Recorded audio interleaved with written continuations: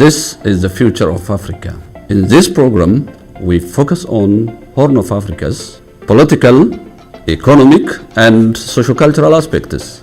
Let's share our vision, hopes, and professional critics. All views are stemmed. Stay with us.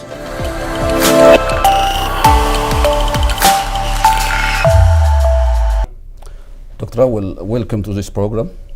Pleasure to be here. Thank you for having me. Thank you. Today we'll be discussing on the documentary film of HAACAALU Hundeessaa that you were in a position to produce. And I guess it was a very demanding job to accomplish, actually. And how did you start it? And perhaps tell us about its title, the initiatives, and how it was produced, perhaps briefly. Yeah, it's a project that started last year when we came together with a group of people to organize a memorial event for HAACAALU, which we organized here. I think the idea behind organizing a memorial event for HAACAALU outside Ethiopia was largely driven by the fact that, you know, this heroic figure that played a very important part in Oromo music and Oromo politics, particularly during the 2014-2018 protest movement, was not really given the kind of heroic send-off that he deserved as an individual and as an important iconic cultural figure. So, you know, there were political events that were taking shape in the country. The situation did not really allow for the family or people who liked HAACAALU, his fans, to do anything. So we thought that maybe, I think some of us who are outside the country could actually initiate a process whereby we could do something. So we started the process, we started the conversation, and a lot of people showed interest. And we ultimately managed to put on a really, huge event that was befitting of HAACAALU. But the thinking at the time wasn't just, for us to bring people together, mourn HAACAALU, express our grief, and then separate. We wanted to do something that could actually sustain and preserve HAACAALU's legacy. He is a very important individual as an individual, but he was iconic because of the role he played in our culture, in our history. So memorializing a very important figure who played that kind of role required something more than just people coming together. So we thought that we could work, for example, on documentaries, both in Afan Oromo, that is targeted towards our own people, but also in English, because his history and his story needs to be told to people in faraway places as well, not just to our people.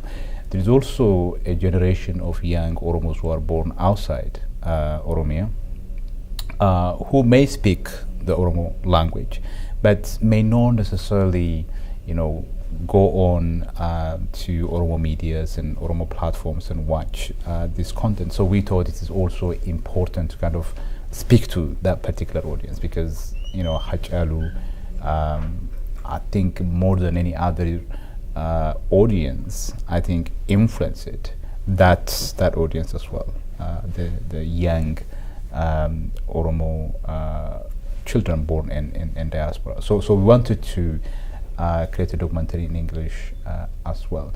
But there are also other things that we have done. So we produced, for example, a booklet where we invited his family members, his fans, people who worked in the same profession with him, people like Amansisa Ifa, for example, who produced his famous video for Malinjura, of course, Ali Birra, intellectuals who look at political, cultural, historical developments, who also knew HAACAALU, the influence of his work.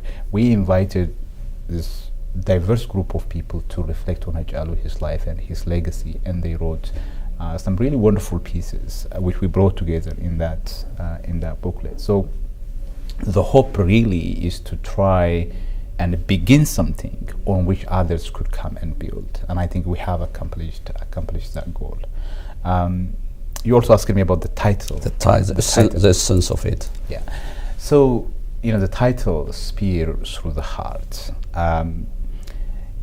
A lot of us believe that HAACAALU was the soul and the heart of the 2014 to 2015 movement.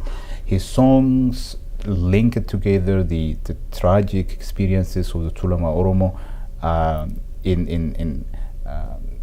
at that particular period.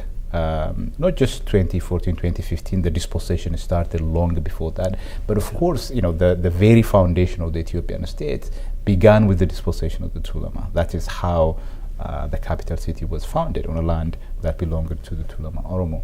And it wasn't a cordial kind of living together, but it's a process of founding an empire that commenced by displacing, dispossessing, and expelling the ancestral population on that land. So what HAACAALU does in that famous song Malinjiran and other songs, also including in his interviews, is to try to link that moment with the original foundation of the Ethiopian state. So he very profoundly, I think, informed the youth at that period and mobilized such huge number of young people, the Kero. So he was the soul of that movement that was targeted and taken from us. And I think Spears Through the Heart is precisely the title that captures what most of our people are feeling at that moment. That was the sentiment that kind of expressed throughout by people. So we thought that's a kind of powerful, very tender title that captures what our people were going through and what we felt. True, that's very powerful, and I've seen huge emotions, if you like, deep feelings, and perhaps kind of an immersive move from those people who were there watching the film. And what did you observe just before and after that occasion? I think in the process of making this documentary, I mean, this is a very tragic, very sad story. So if you look at, for example, HAACAALU'S wife, Fantu, talk about her husband and the very compelling, very passionate way in which she talks about him and the life they had, and what he told her about the future, his own fear for his life and his care for his children, and what she said back to him. Those are very compelling, very moving stories. So I know if you cannot be moved by a story like that, I don't know what you could be moved by. When we first started working on this documentary, and I remember I was planning to come here, and because of COVID and restrictions that the US imposed on entire European countries, I was in Turkey for 14 days. So I was working with the director and the editor, Bruno, who joined us via Zoom. Sure. And we were translating this video by Fantu. And I remember both myself and him just tearing up and not able to actually say anything. So it's a very powerful, very emotional narrative story, and it does move people. It's especially if you are someone who knows HAACAALU, his contributions, the impact he had, and the ways in which he touched people through his work. Of course you will be moved, and that is precisely, I think, what we saw in that audience. And in that film, I saw courage, commitment, and unwavering stand of HAACAALU on this. The new generation can learn a lot from that. And what do you think that the new generation, including kids, can learn from that kind of determination, courage, and commitment? One of the reasons why I am so interested in HAACAALU, so committed to this work, is precisely because of what he actually symbolizes. I took interest in his work specifically in 2015 when he released Malinjiran. I wrote a piece about that song, and then when he released Jirra, I wrote about that song as well, and the implication of that, and what that in a very poetic way performs. It is performing something, right? It's not just singing. He's performing something, and his songs are different in the sense that they speak to the politics, the movements, the conflicts, confrontations ongoing at that specific moment, and he captures it in such a beautiful way. And obviously, songs, art had a very powerful way of capturing and expressing stories and things that happen within societies. But it was so compelling and so powerful. And I think one of the things that we can learn from him is the fact that if you are committed to a particular cause, right, you take that cause as the most important thing in your life, as the most important pursuit in your life. For him, that was precisely what the Oromo cause represented. In his songs, he often says that I am prepared to die for this cause. I will fight for my people, and I will become one of those great Oromos who sacrificed themselves in the path to securing Oromo freedom. So I think one of the things that he symbolizes is heroism, and I think that is something that we can learn from him. I think his care, his passion, his heart lies with the care and concern of the Oromo people. And I think he's exemplary in that way, but he's also exemplary in a different way. He is someone who actually believes in doing things very well. And if you look at his songs, you cannot really find a mediocre song. Sure. All of his songs are so enjoyable, so well done, carry very deep meanings. So I think having someone who believes in doing things really well, right, who believes in quality, who always excels, and I think using that person as kind of basically example. He immersed in it deep. Exactly. To the feeling, Exactly. So there is that part, but you could be extremely committed to something. You may be immersed, but you may not necessarily produce the kind of quality work, right, that you can produce to put in the public domain. Because quality work takes time. Quality work takes energy. It requires a lot of perseverance. You have to persevere. You fail sometimes, right? So he is one of those people who are not satisfied by just mediocre work. So I think those are some of the things I think that we can learn. Let me take you to the other side of it. There were some comments, and among the comments made, while Fantu, his wife, suggested on the need to include how he was brought up, and others also touched upon the magnitude of the impact he created, particularly among the young generation, inspiring all, including kids living in remote rural areas of Oromia and the entire nation.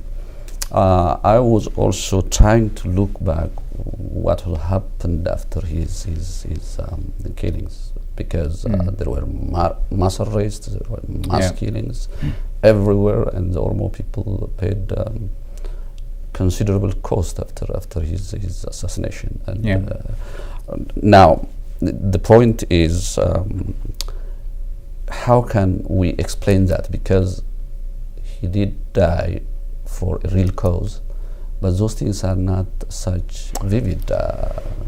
They are vivid actually, but the questions, for instance, raised for the democracy and the accountability, autonomy, that's Babiyuma, where are they? I think they were turned down, and what's happening now is very, very sad. So how do you see this? So several issues there. I think I want to pick up on some of the comments.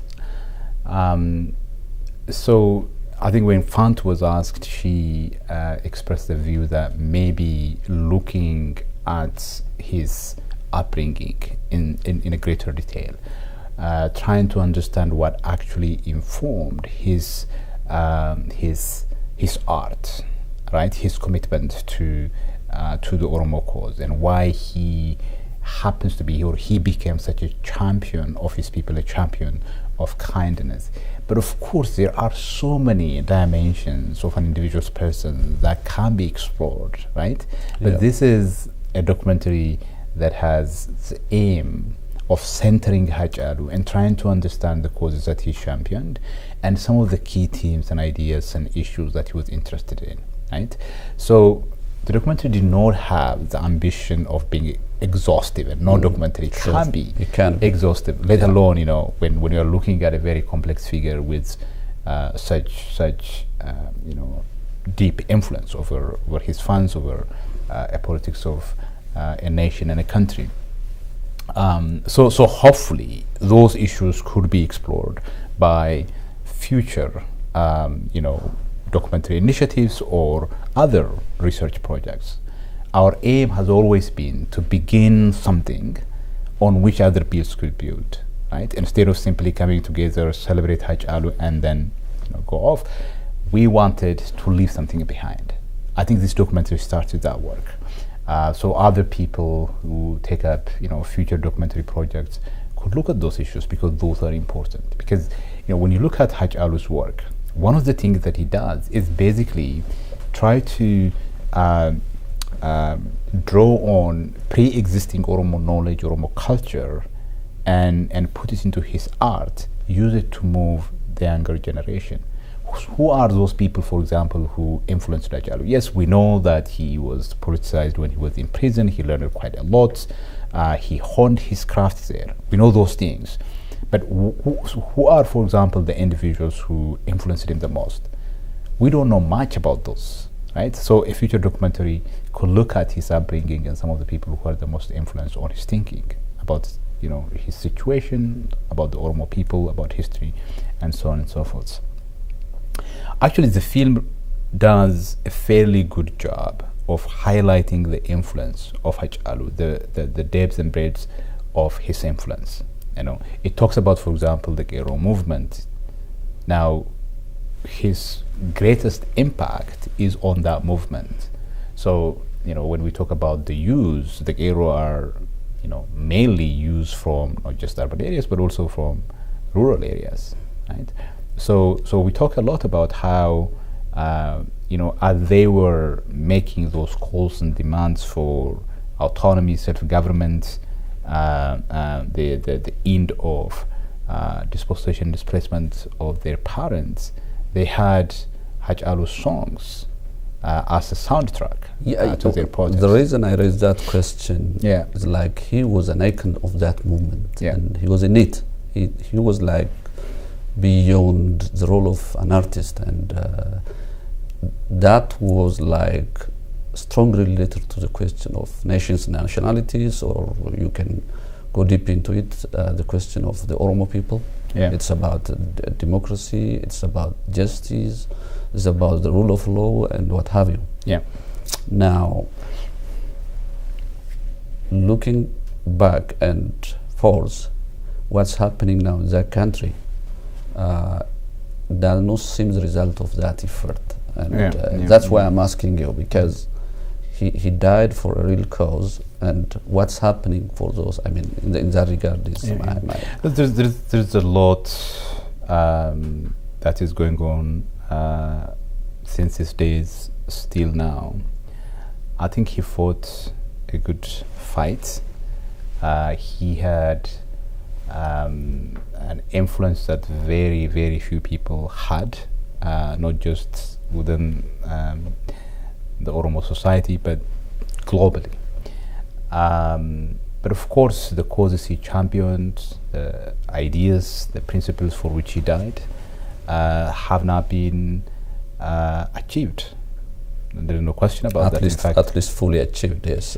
Well, I don't think they have been achieved even partially. I do agree with that. I mean, the situation today is actually far worse than the situation that prevailed when he died. So, and I think the film does ask the question, right? What do current events, for example, mean for the Oromos and the various nations, nationalities, and people who live within the Ethiopian state. The film shows that HAACAALU'S assassination has everything to do with the state of Ethiopia today. Those same questions that he has been asking, those same questions that those who came before him has been asking, are being asked today.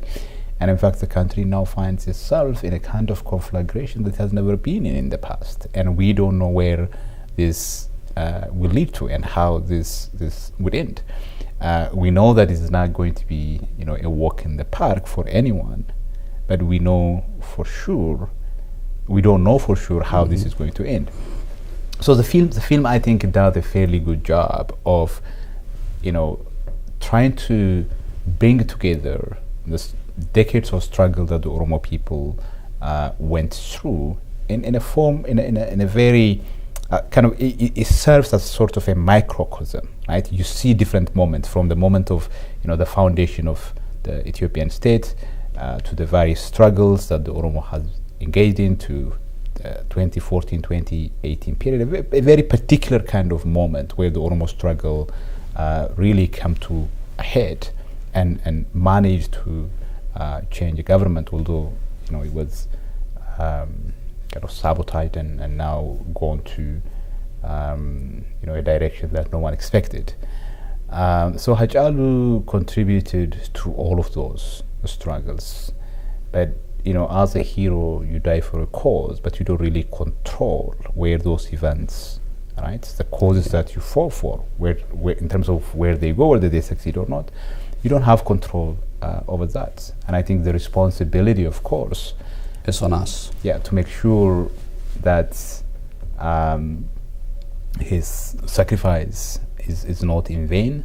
The sacrifice of so many others, so many heroes, so many leaders of the Oromo movement for freedom. It's upon us to make sure that those sacrifices are not in vain. But the current situation absolutely is not sustainable. It's not on a path to leading us to what HAACAALU championed. And sure, at least he has shown us the right path. And okay, let me take you to the other part of it. Do you see? Do you have any plan to do other documentaries? Yes, like part 2, because I see, for instance, after his days, a lot of things did happen. Yeah, and that could be by itself a chapter.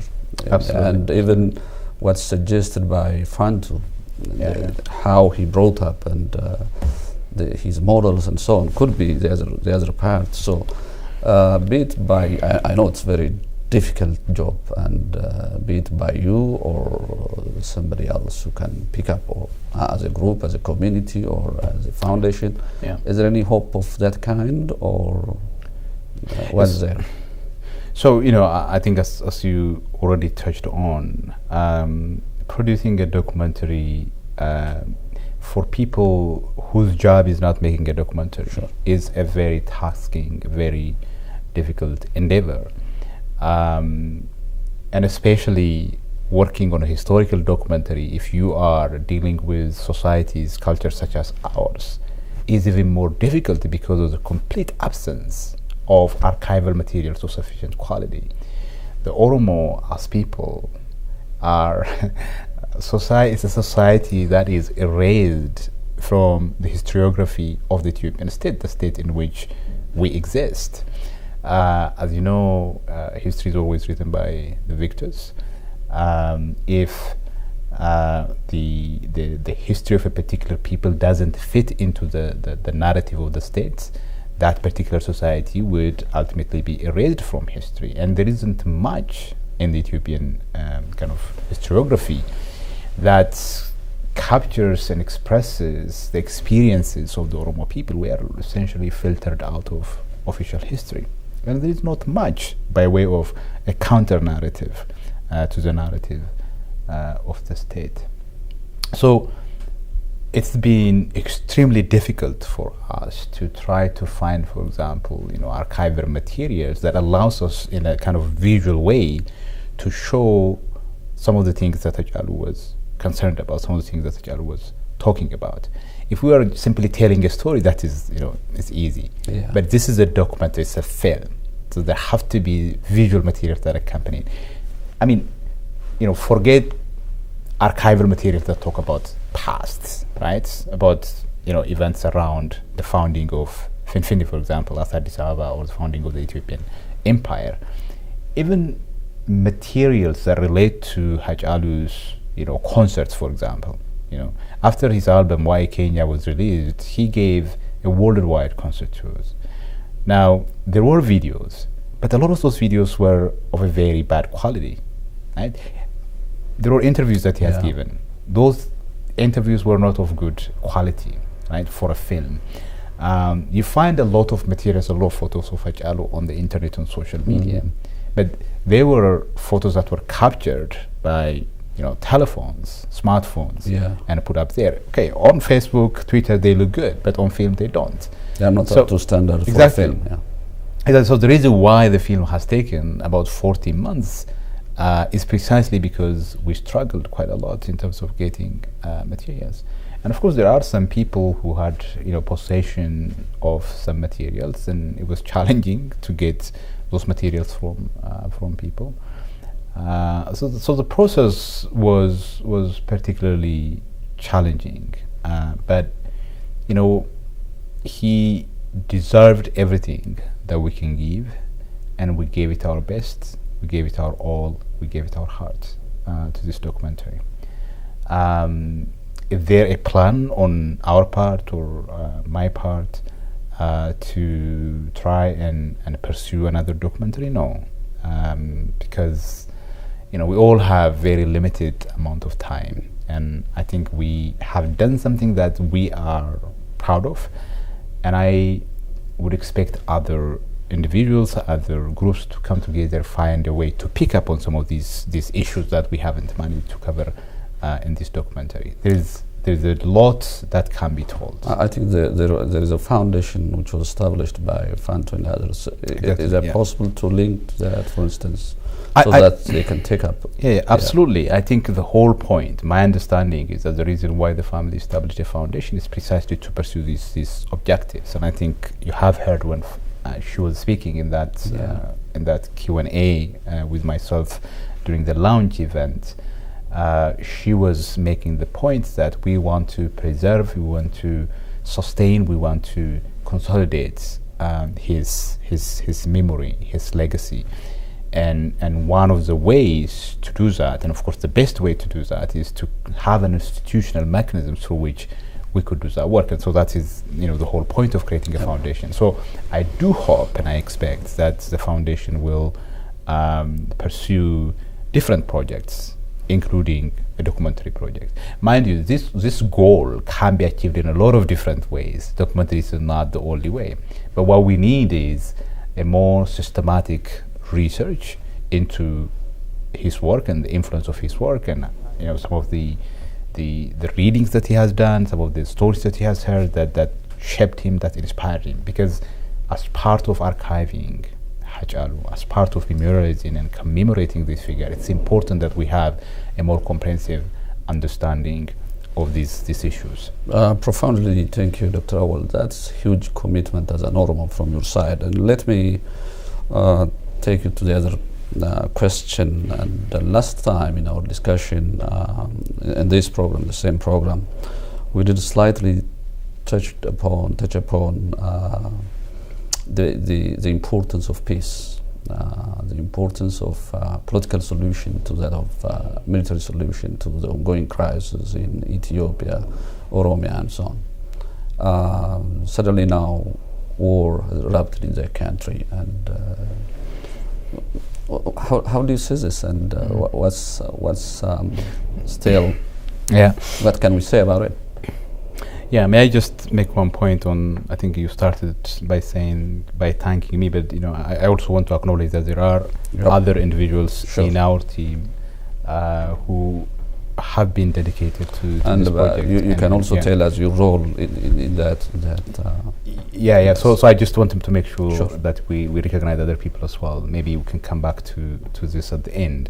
But on your point about the war, the commencement of the war, it was quite clear to me, just from the processes of negotiation, from the nature of the conversation between the two sides, that probably one more, perhaps a shorter armed conflict would be inevitable, right? To nudge, to push the parties into making concessions. Now, when you look at the status quo, right? Tigray is under siege. Addis Ababa is the government in control of the country, does not have the kind of limitation that Tigray have. There is also the way in which the conflict kind of concluded when Tigrayans pulled back and returned to Tigray. It was quite clear to me that we will see an armed conflict. So what I see going on here is a repositioning by the parties to strengthen their bargaining power in the inevitable negotiation. Now, ultimately, I think there has to be a discussion. It's not clear to me whether one of the parties would be able to deliver a knockout blow in this conflict, because this conflict is really not just a conflict that is being fought by the government in Finfinne and Tigray. There are other parties that are involved in different ways. So you have clearly, for example, the Turks and the UAE, so-called middle powers, who are playing a very decisive role in so many parts of the world today. It's not the US or it's not the Europeans who are changing the dynamics of conflicts around the world today, particularly in the global south. It's what are called the middle powers, countries like Turkey, countries like the UAE, the Arab Saudis, for example. And they have a part in this, and their interest is not purely economic, it's also political, right? They want to discourage, for example, certain things to become a precedent because they have similar challenges, similar issues in their own backyard. Now, when you go into a conflict, it's very difficult to tell what would happen by the end of the conflict. When I think the government started the conflict back in November 2020, their plan, their vision, their idea was really to kind of, engage in a very quick surgical operation and to get rid of the government in Tigray. Obviously it was a miscalculation, but whichever way you look at it, at least my assessment at the moment is that neither side can deliver a knockout blow. Ultimately, I think there has to be a discussion, there has to be a talk. It's not just the two parties, a talk that will lead to a proper resolution of the issue in Ethiopia must include the Oromo Liberation Army as well. These are important actors. You can't just say they don't matter, they don't count. They do. Without that it is impossible, and I'm not sure how one can hope for a peaceful kind of, a workable negotiation or a workable or a credible national dialogue without including important political actors in the country. It just makes absolutely no sense. So I think, partly it's just a reflection of the culture, the political culture in that country, that ultimately it is, people believe that violence is the means to resolving political, social conflicts. But we also know from our own history that violence may allow you, right, to control societies, to govern for, I don't know, maybe 5 years, 10 years, in some cases even more. But you cannot really silence people, you cannot really muzzle people's and bury their question using sheer violence. it has never worked in the past, and I don't know how people think that it would work at this time and at this age. So hopefully, I think both the factions that are fighting now, and the other actors who are in conflict with the government, the international community, recognize that the best way for this country is for people to come together and to talk, right? There is no point doing the same thing over and over again and expect a different result, right? So I think that's all I can say. That's great. I'm fair not to appreciate Fantu, the wife of HAACAALU. I see deep inside her commitment, her passion, or what have you. And those people who were interviewed, you can name them, like Dr. Obsa, and who else is that? So many people. Those people are really.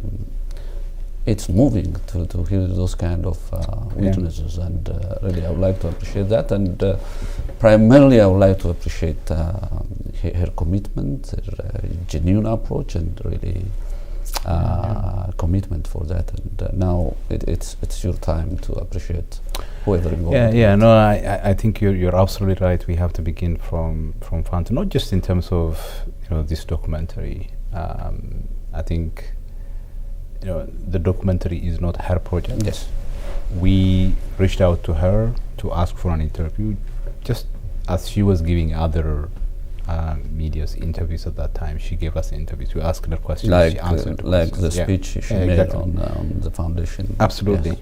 So this is not her project. Whether people like this project, people hate this project, has absolutely nothing to do with her, right? If you invite me here and I say something, right? Your job is to ask me questions. Yes. And I alone take responsibility for the claims that I make or the assertions that I make. So the same thing in terms of the documentary as well. But I think beyond the documentary, she is an incredibly powerful, incredibly compelling individual who really carried the sorrow, the pain, the anger of our people and everything that we felt. Through her, we see how the Oromo people felt. And of course, we all loved HAACAALU, we all admired him, we appreciated him. But of course, it would be a lie to say that we felt the same kind of pain as her. Right? It's important to, I think, make that distinction. So, it was a very challenging moment, a very difficult moment where they couldn't do the things that families who lost their loved ones would normally do. And there are all these expectations, there are all these arguments, there are all these very confused and confusing claims that were made. But I think she carried that responsibility in a very admirable and a very I think unique way. And I think for that she needs to be appreciated, not just because she is HAACAALU'S wife and the mother of his children, but in her own right she's a very capable, very talented woman, and I have huge respect for her. Of course, there are so many people who participated in this documentary and the larger project. Now, if I start naming names, because I think inevitably would forget someone somewhere, and I don't want to do that. The people who actually participated in the documentary, people can see them, right? People can see them, and I think we have enormous gratitude for all of them for taking their time to take part. But there are so many other people who assisted us. It's not just about giving interviews, but also helping with finding footages, for example, or going through their archives and looking for photos. Sometimes, helping us with a song that goes along with particular narratives that we make. So there is always, the documentary is organized in such a way that we play songs that somewhat come close to his songs, that come close to the stories that he tells, right? Or the narrative. So, when we talk about, for example, the fact that he knew that he is likely to die or he would be assassinated, we choose a song that goes with that message, right? And he sang on a huge range of issues, and you could find something for literally everything. There are people who supported us in a lot of different ways, and I am very grateful to all of them. But I want to thank in particular 3 individuals based here in Minnesota who have been there from the beginning to the end and helped deliver these projects. That is Dune Silga, who was the MC for the program, Rob Sanitana, and Cheshta Tufa. And I think those 3 people played very important part. In particular, I think Dune, such a very capable, very talented woman. She's always there, reachable, and without, I think, her presence and her contribution, neither this documentary nor the events that we put on last year would have been possible. So I'm extremely indebted to her. I'm extremely grateful to her. But so many people, as I said, who contributed to the documentary, contributed to the booklet. There was a local team here that helped us deliver that fantastic event last year. People don't expect me to thank them. I think they are contributing, they were helping because they believed in that cause. But I would like to say, in general, thank you to everyone who helped us deliver that event and this project. Would you mind telling us your specific role? What was your role in that film? In the film, I saw like. So I was the executive producer. I would have liked not to be put down as an executive producer or as anything. In fact, in the first cut of the film, I wasn't there, and I really didn't want that. But there are responsibilities that arise from film producing. So the person who made the documentary is an Englishman, and he doesn't really know and deeply understand the kind of complicated history, the claims that we make, and so on and so forth. So what if there is a responsibility of some sort that arises? It's not like our country where people could say anything. Well, somebody can actually sue his company, right? Yeah. So because a lot of the claims, because I helped shape the narrative and made a decision on some of the angles and maybe the images that we chose and so on and so forth, he felt that there has to be somebody that would be responsible. And obviously, as somebody who made those decisions, I was put down as executive producer. I got it. Any final remark in a split of second? Yeah, so I think the last point I would like to make is that we, as I said at the beginning, spent a lot of time and a lot of energy in making this film. Some of us, we have a very busy life, so every hour counts.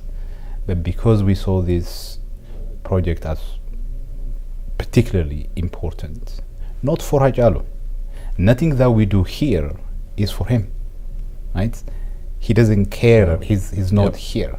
True. Nothing that we say, nothing that we do here is for him, right? It's about us, because he symbolizes, he personifies, he embodies the best of what we want to be. So we gave our time, we committed ourselves to this project because it serves a purpose. It documents our story in ways that our stories have not been documented before.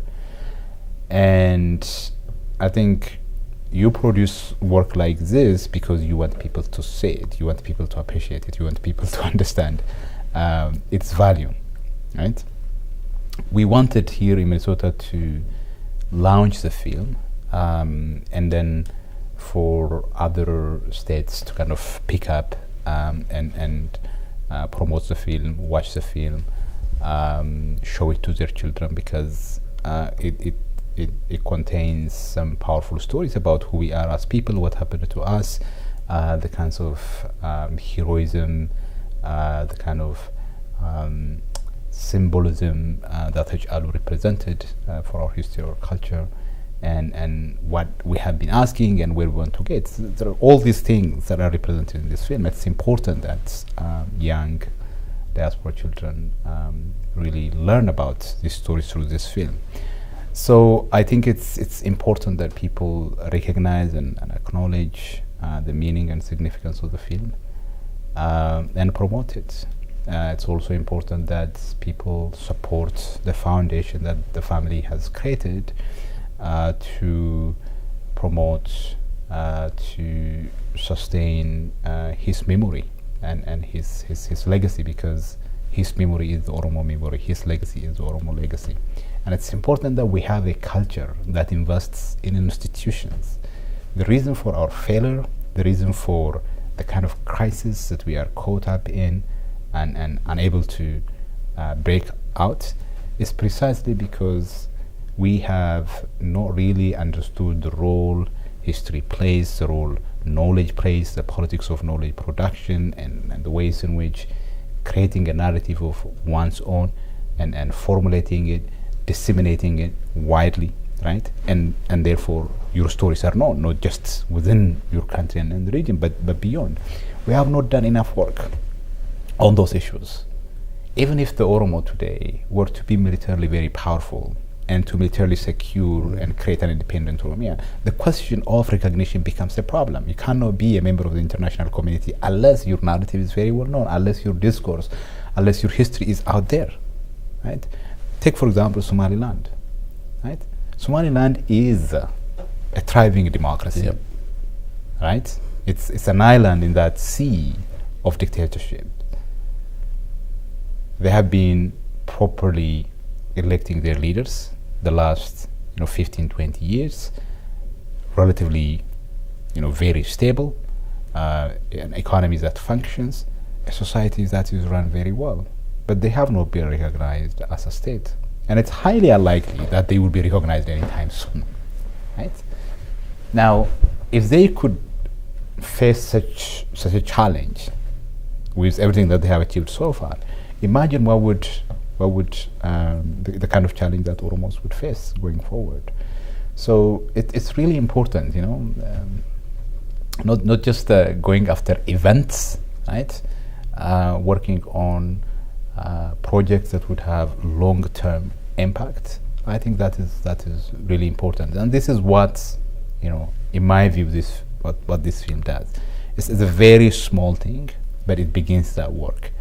We need a lot of such initiatives. Thank you so much, Dr. Awalalo. With this, we conclude our discussion with Dr. Awalalo. Profoundly thank you. Thanks so much for coming. Thank you. Thanks for having me. Yeah. Appreciate it. Thank you.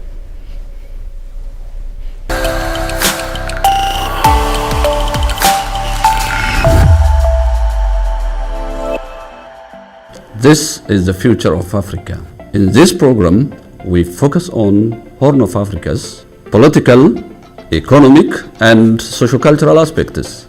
Let's share our vision, hopes, and professional critics. All views are stemmed. Stay with us.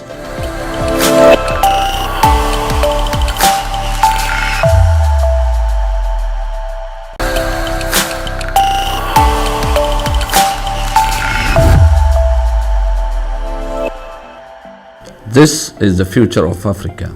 In this program, we focus on Horn of Africa's political,